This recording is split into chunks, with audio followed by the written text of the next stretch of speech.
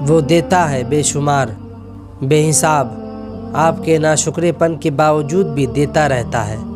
وہ گنتا نہیں ہے، احسان نہیں جتاتا، ہاں پر آزماتا ضرور ہے، اور اس کی بھیجی ہوئی آزمائشوں پر اترانا آسان نہیں ہوتا، پر یقین مضبوط ہو تو مشکل بھی نہیں ہوتا۔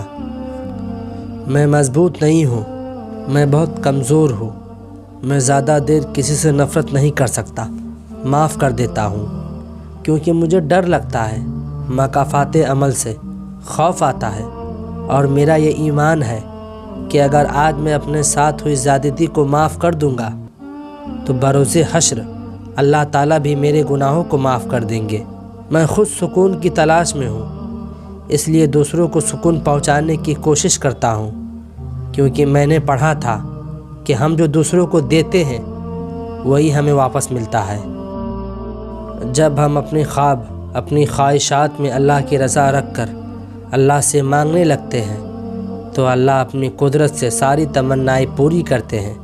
شرط یہ ہے کہ اللہ کی رضا کو اپنی چاہت سے آگے رکھا جائے، پھر ساری دنیا بھی آنکھوں کے خواب چھیننا چاہے تو چھین نہیں سکتی، کیونکہ آپ نے اپنے خواب اس کی ملکیت میں دے دیے ہیں جو تعبیر سے بڑھ کر دینے والا ہے۔ چہرے بدصورت نہیں ہوتے، انہیں دیکھنے والی آنکھیں خوبصورت یا بدصورت ہوتی ہے جو سامنے والے منظر کو اپنے ظرف کے مطابق رنگ دیتی ہے۔ جب تم صبر کرو گے نا تو راستے خود تمہارا رب بنائے گا۔ اس نے کہا ہے کہ وہ صبر کرنے والوں کے ساتھ ہے، تو جب رب ساتھ ہے تو اس سے زیادہ خوشی اور حوصلے کی بات تمہارے لیے اور کیا ہو سکتی ہے۔ رسول اکرم صلی اللہ علیہ وسلم نے فرمایا، اگر بندوں کو معلوم ہوتا کہ رمضان کیا ہے تو میری امت تمنا کرتی کہ کاش پورا سال رمضان ہی ہو۔ دعا ہے کہ اللہ پاک ہم سب کو نیک عمل کرنے کی توفیق عطا فرمائے اور رمضان المبارک میں ڈھیر ساری عبادت کرنے کی توفیق عطا فرمائے، آمین۔ خدا کرے اس رمضان جو میرے لیے ناممکن ہے وہ بھی ممکن ہو جائے، اس رمضان میرے لیے کن کا معجزہ ہو جائے، اس رمضان میری تمام زخموں کو بھر دیا جائے، میری خطاؤں کو بخش دیا جائے، اس رمضان جو لا حاصل ہے وہ حاصل ہو جائے، اس رمضان جو میں مانگوں وہی مجھے دے دیا جائے، اس رمضان مجھے میرے صبر کا بہترین پھل مل جائے اور جنت مجھ سمت آپ سب کے لیے واجب ہو جائے۔ اللہ پاک ہماری تمام نیک خواہشات پوری فرمائے، آمین ثم آمین یا رب العالمین۔ دعاؤں سے تقدیر کے رخ موڑ دیے جاتے ہیں، تم خالی ہاتھ کبھی نہیں لوٹائے جاتے، بلکہ تمہاری تڑپ اور تمہارا یقین تمہیں کن کی منزل تک لے کر جاتے ہیں، ایسی منزل جہاں صرف معجزے ہوتے ہیں۔ عافیت کے بڑے وسیع معنی ہیں جن میں سکھ، چین، سکون، اطمینان، تندرستی، مال و دنیا و آخرت کی ہر قسم کی بھلائی شامل ہے۔ حضور پاک صلی اللہ علیہ وسلم نے فرمایا، اپنے لیے، اپنے والدین اور آل اولاد کے لیے عافیت مانگا کرو۔ دکھ کی بات تو یہ ہے کہ ہم اپنے غموں پر روتے ہیں، اپنے گناہوں پر نہیں۔ ہمارا اللہ سے رشتہ ایسا ہے کہ ہم صرف اپنے غم، دکھ، درد، حاجات اور شکایت پر روتے ہیں، اپنے گناہوں اور نافرمانیوں پر نہیں، ورنہ ہمارا اپنے گناہوں پر رونا ہمارے غموں کا علاج بن جائے۔ درد کے سجدے ہمیشہ قبول ہوتے ہیں کیونکہ ان میں تڑپ ہوتی ہے، شدت ہوتی ہے جو رب کی رحمت کو متوجہ کر لیتی ہے۔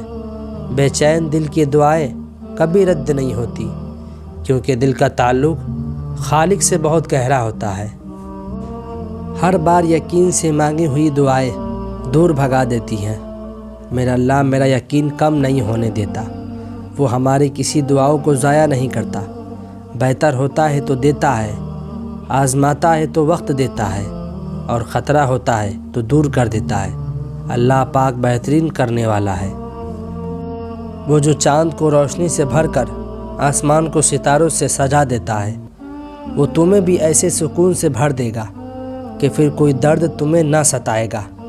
یقین رکھتے ہو نا تو بس یقین رکھو عن قریب وہ سب پریشانیاں ختم کر کے تمہارے دل کو سکون سے بھر دے گا۔ تمہیں بار بار توڑا جائے گا، تمہارا صبر آزمایا جائے گا، تمہارا امتحان لیا جائے گا، تمہیں مشکل میں ڈالا جائے گا۔ آزمائشوں کا یہ سفر بھی جلد ہی ختم ہو جائے گا۔ بس ایک بات یاد رکھنا، اللہ کبھی اکیلا نہیں چھوڑتا، وہ صرف تمہارا یقین آزماتا ہے کہ اس کا بندہ کب تک اتنی مشکلوں کے بعد بھی اپنے اللہ پر یقین رکھتا ہے۔ اگر تم اپنے رب پر بھروسہ رکھتے ہو تو یہ بھی جان لو کہ تمہارا رب اس بھروسے کو کبھی ٹوٹنے نہیں دے گا۔ اللہ کسی کے ساتھ ناانصافی نہیں کرتا، وہ بس آزماتا ہے، اور صبر کرنے والوں کو میٹھا پھل ملتا ہے۔ قرآن پڑھا کرو، بے شک میرے رب نے اس میں ہر مسئلے کا حل رکھا ہے۔ اللہ بہتر کرے گا، لیکن اگر اللہ نے بہتر نہ کیا تو ایمان رکھو اللہ بہترین کرے گا۔ گرنے والوں کو تکلیف کا پتہ ہوتا ہے، کنویں سے باہر کھڑے لوگ تو بس اندازہ لگاتے رہ جاتے ہیں، انہیں لگتا ہے وہ سارا منظر دیکھ رہے ہیں، اس لیے وہ اس تکلیف کو محسوس کر سکتے ہیں، مگر ایسا نہیں ہوتا۔ کنویں میں گرنے کی تکلیف صرف اندر گرنے والے ہی جانتے ہیں۔ اپنی ہر اس تکلیف پر اللہ کا شکر ادا کیا کرو جو تمہیں دنیا سے بیزار کر کے اپنے اللہ کے قریب لے آئے، کیونکہ دنیا ختم ہونے والی چیز ہے، لیکن اس کی قربت بہت قیمتی ہے۔ اور جب توکل کرو تو یہ مت سوچو کہ جو مانگا ہے وہ ملے گا کیسے، بلکہ انتظار کرو، جو مانگا ہے وہ ہر حال میں ملے گا۔ کب اور کیسے، اس بات کا فیصلہ وسیلہ بنانے والے پر چھوڑ دو۔ یقین جانو کہ وہ تمہیں انسانوں کی طرح کبھی نہیں جانے گا کہ تم اس کی رحمت کے قابل ہو کہ نہیں۔ وہ تمہارے گمان سے بھی بڑھ کر رحیم ہے، اور تمہارے گناہوں کے باوجود تمہارا زندہ رہنا اور تمہیں اس کی نعمتوں سے نوازا جانا اس کی رحمانیت کی سب سے بڑی دلیل ہے۔ اور تم اپنے پروردگار کی کون کون سی نعمتوں کو جھٹلاؤ گے؟